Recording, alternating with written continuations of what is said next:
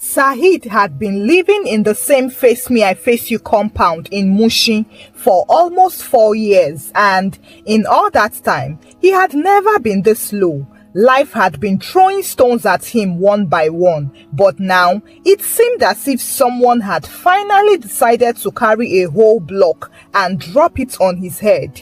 His small electronics repair business at Ojuelegba was barely crawling. Customers brought old phones and radios to fix, but they would disappear when it was time to collect them, leaving him with gadgets he couldn't sell and no money to use. Some owed him for repairs. They had promised to pay next week, but 3 months later, they still showed up smiling as if nothing was wrong. His stall rent was already late and food had become so scarce that sometimes dinner was nothing but a small loaf of bread and sachet water. And as if hunger and death were not enough, there was his landlord, Baba Alani. Baba Alani was an elderly man who enjoyed flexing his little power the way some people enjoyed watching football. He wore the same faded Ankara trousers and short-sleeved shirts almost every day, and there was always a toothpick dangling from the corner of his mouth as if it was part of his uniform. He walked around the compound with his pot belly in front and his hands clapped behind his back, stopping to comment on people's laundry, people's visitors, and even the smell coming from people's cooking pots. Saheed owed him 3 months' rent, and although he had been promising to pay, the truth was that the money was simply not there.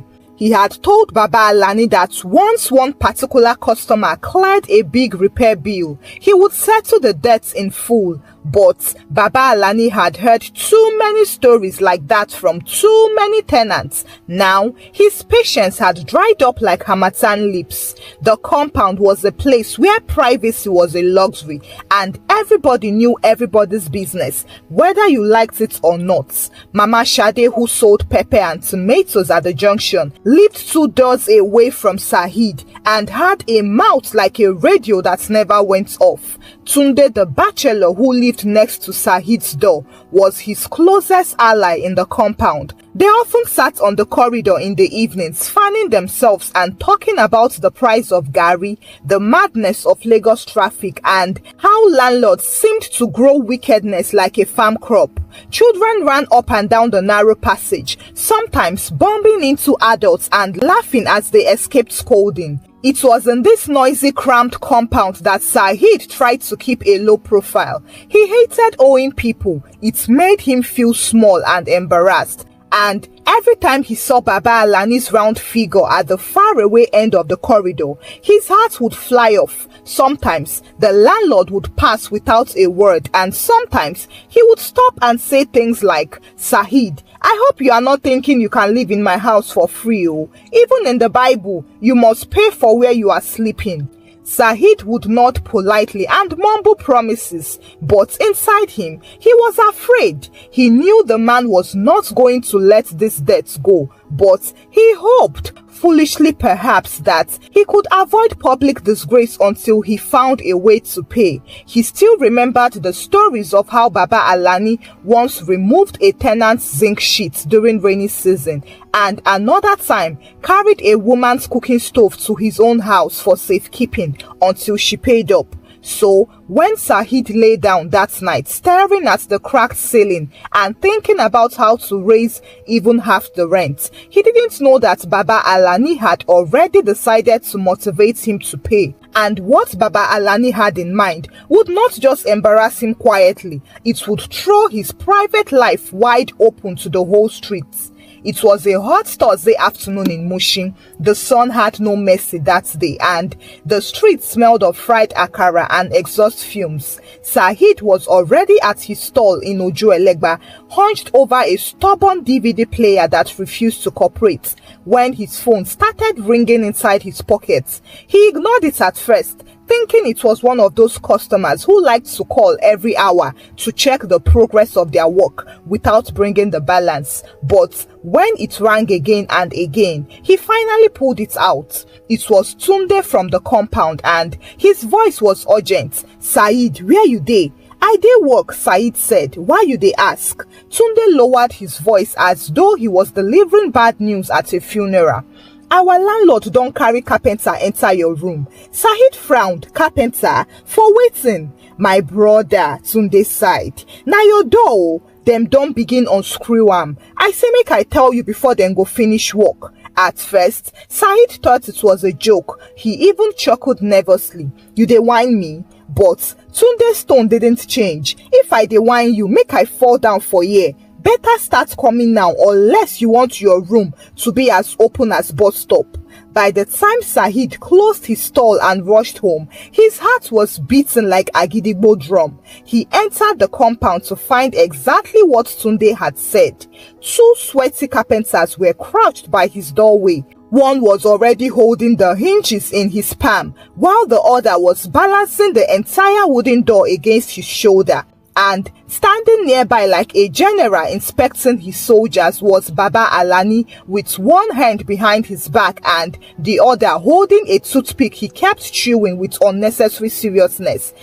Said, welcome," Baba Alani said, as if nothing unusual was happening. "Since you no wan open your pockets, I decided to open your life for you. Maybe if everybody can see your inside, you go remember say you dey owe me." Neighbors had already gathered. Some pretended to be shocked, but others were clearly enjoying the drama. Mama Shade was whispering loudly to the woman beside her. "Shebi I tell you say this man dey find trouble. See as landlord catch am today." Children were giggling and darting in and out of the corridor to peep into Said's exposed room. "Baba, you for at least wait make I," Said began, but Baba Alani cut him off with a wave. "Wait? I don't wait for 3 months. If mosquito and rats enter your room freely, maybe your rent money will also enter my hand freely.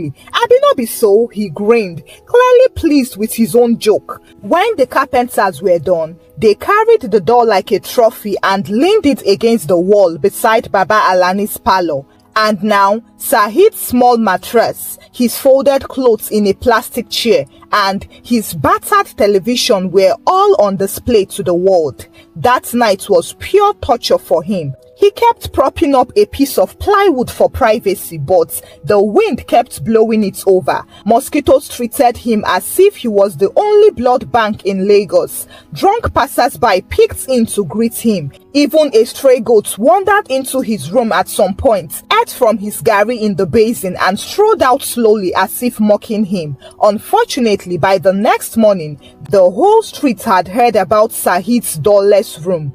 In a mushy face me I face you compound, bad news travels faster than good news, and so, as soon as the sun came up, people walking past slowed down to take a curious look. Hawkers selling bread and akara craned their necks as they passed, while school children laughed and pointed as if his room was an exhibit at a zoo. Now, it wasn't just that his belongings were exposed, it was the way people also spoke to him. Mama Shade greeted him at the well with exaggerated pity, and her voice was loud enough for everyone to hear. "Hey ya, Said my pikin, sorry oh, this our landlord dey do pass himself." But before Said could answer, she added, "Next time, you self try pay your rent on time. You know say this man no get joy." The last part stung more than the first. Throughout that day, the corridor became a parade ground for his embarrassment. The young men who played draughts outside the compound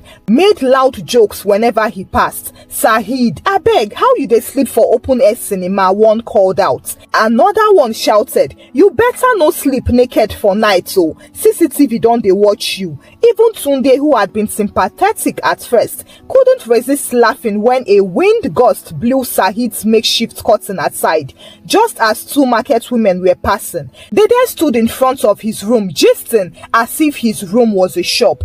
"Abeg, close am small now," Tunde said, trying to hide his laughter. On the second evening, it became worse as the open doorway became an invitation for every nuisance in the neighborhood. Stray cats slinked in, sniffing around for food. Cockroaches staged military parades across the floor. Even the compound goats returned, and this time he was boldly chewing Said's remaining yam before he chased it away. but the worst was the mosquitoes. With no door to keep them out, they feasted on Saheed in shifts. He slapped his arms, legs and face until his skin was sore. Sleep was a luxury he couldn't afford at this point, and as he laid there in the dark, he kept seeing Baba Alani's smug face mocking him.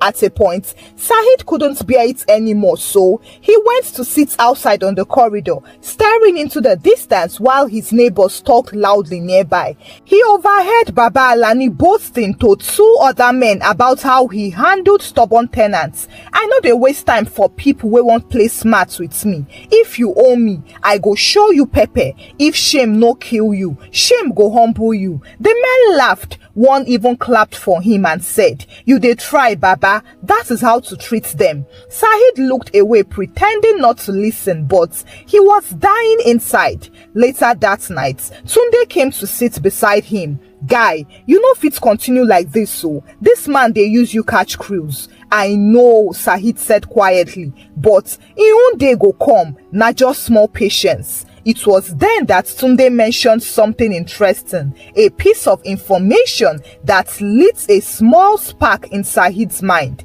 Baba Alani was planning to host a big landlord's meeting in his compound that weekend. Important people were coming, and Baba Alani had been bragging about how his house was the model compound in the area. Saheed didn't say much. He just nodded slowly and went back to staring into the darkness. Saheed didn't rush into revenge. He knew Baba Alani was a loud man, but also a suspicious one. If he made any sudden moves, the landlord would smell trouble from a mile away. So, for the next 2 days, Saheed played the role of a broken, humbled tenant. He greeted the landlord respectfully, even calling him Baba Landlord, sir, in a way that made the older man puff up with self-importance. "Ah, Saheed, my boy," Baba Alani said one morning as they met by the well. "You see how fresh air they do you good? Maybe you can think better now about how to pay me." Saheed forced a smile. "Yes, sir, fresh air they enter well. However, behind that fake humility, Saheed's mind was working. Tunde's information about the landlord's meeting was like gold. He had even seen by himself how Baba Alani was going around the compound boasting that important landlords and community leaders were coming to his compound that Saturday. He wanted to impress them and show them that he was not just any landlord but a well-respected figure in Mushin. Saheed knew one thing about men like Baba Alani: their reputation meant everything to them. Humiliate them in private and they would back, but humiliate them in public and they would beg. He began observing Baba Alani's habits more closely. Every morning, the landlord left his parlor door wide open as he moved chairs around or fetched items from the small storeroom at the back. On market days, he would even step out for 30 to 40 minutes to buy malt drinks and snacks from the shop down the street. By Thursday evening, Saheed already had a simple plan that when Tunde heard it, he laughed until tears rolled down his cheeks. "Guy, this one go enter history for compound gist, but we go need correct timing, no." On Friday morning, Saheed secretly borrowed a set of screwdrivers from a friendly roadside carpenter and kept them hidden under his bed. That evening, while pretending to be patching the clothes curtain that served as his temporary door, he watched the landlord pacing around, counting chairs, inspecting his parlor and giving instructions to his teenage son about sweeping every corner. And then on Saturday, the D-Day, Saheed woke up early, took his bath and dressed like a man with no worries in the world. He even brought puff-puff from the woman at the junction and greeted everyone cheerfully. This made the landlord drop his guard even more. By late morning, Baba Alani stepped out to buy the bottled water he planned to serve his guests, and that was when Saheed gave Tunde a signal from his window. Tunde nodded at him. They both sneaked out quietly and crossed to the landlord's flat. Saheed bent to the the hinges and used the screwdriver quickly. Within minutes, the door came loose. They carried it together and placed it right in the middle of the compound where everyone passing could see, so as to make it as visible as possible. To complete the scene, Sahid pulled out a big piece of cardboard and wrote in bold letters with black marker, "Door seeking rent from owner, arrogance overdue." He leaned the cardboard against the door, stepped back and admired his work. It was perfect, simple and sharp. Now, all that was left was to wait for the meeting to begin. By the time the first guests arrived for Baba Alani's landlord's meeting, Baba Alani was not yet back. They slowed down and blinked at the strange sight. One of them, a tall man in a neatly pressed senator outfit, paused to read the sign aloud. "Door seeking rent from owner, arrogance overdue." He laughed out loud. Alani, what is the meaning of this one?" Before anyone could answer, a group of children from the next street trooped in as if they were on a school excursion, pointing and laughing. "Open house! Open house!" They chanted and skipped around the exposed doorway as if they were playing 10-10. At this point, the landlord's sitting room was in full view. There were mismatched plastic chairs, an old ceiling fan groaning in the heat, and curtains with palm oil stains that had seen better years. The guests had no choice but to walk past the wide open frame, stepping over the threshold as if they were entering a construction site. Sahid, who was leaning against the corridor door, pretended to be adjusting his curtain, but neighbors knew better. Tunde stood beside him, eating chin-chin with the satisfaction of a man watching premium entertainment. By the time Baba Alani returned from the shop, carrying 2 packs of bottled water, the compound was a scene. People were pointing at the cardboard, shaking their heads and laughing mockingly. He stopped in his tracks and looked around in confusion. Then he saw his own door on public display like a tenant's disgrace trophy. For a long moment, he just stood there sweating like a goat. Who did this?" he shouted out of anger and embarrassment. Mama Shade, who always loved to stir trouble, shouted from her corner, "Baba landlord, no vex so. Maybe your door too won't breathe fresh air small. You know say breeze dey good for everybody." The whole crowd burst into laughter. Well, the guests were polite enough not to laugh openly, but their smirks were obvious. One man muttered just loud enough for others to hear, "Somebody that cannot secure his own door wants to secure tenants. Wonders shall never end." Baba Alani cleaned his face of shame and muttered an apology, after which they began the meeting, but the humiliation deepened when, midway through the meeting, 2 little boys chased a ball straight into the sitting room. They didn't even stop to apologize. They just retrieved the ball and ran out again giggling. Another neighbor, pretending to be helpful, asked loudly, "Baba landlord, you won't make we help you guard the entrance? Anybody fit waka enter like that too?" By now, the once boastful landlord was red-faced with embarrassment and shame. His guests whispered among themselves and exchanged glances that said they would never let him forget this day. And just like that, whatever pride Baba Alani had been preparing to showcase was blown away like harmattan dust. By the time the landlord's meeting finally dragged to an end, the compound felt different. The guests were living in 2s and 3s, but the gist they were carrying away wasn't about whatever community matter they had discussed. It was about the landlord who hosted a meeting without a front door. They left shaking their heads in shame. Baba Alani walked them to the gate with a nervous smile, but his eyes were darting around, scanning for who might have done this to him. His usual booming voice was now subdued, and his proud stride had lost its authority. He waited by the gate as the last guest left. Then, immediately, he turned back towards the compound like a man preparing for war. Sahid was seated on the corridor, eating bread and beans from a plastic plate, while Tunde sat beside him, sipping a sachet of pure water and wearing the innocent look of a man who had seen nothing, heard nothing. The landlord stopped in front of Saheed and squinted. "Saheed, where were you when this nonsense happened?" Saheed looked up from his beans with genuine looking confusion. "Me? I dey around though, but Baba Landlord, I no fit even understand how this kind thing take happen. Na so door just dey waka now." A loud laughter came from the far end of the corridor, but